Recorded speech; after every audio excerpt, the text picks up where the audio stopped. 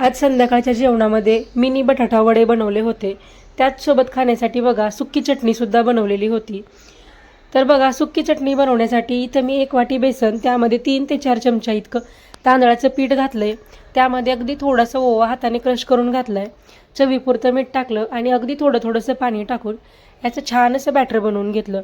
इथं मी हळद घातलेली नाही. तुम्हाला हवं असेल तर या बॅटरमध्ये अगदी चिमूटभर हळदसुद्धा घालू शकता.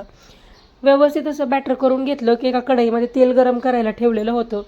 त्या तेलामध्ये बघा हे जे बॅटर आहे मी ते चमच्यानी बघा सोडून घेतलं आहे. म्हणजे शेव बनवतो त्या टाईपमध्ये याला सोडून घ्यायचं.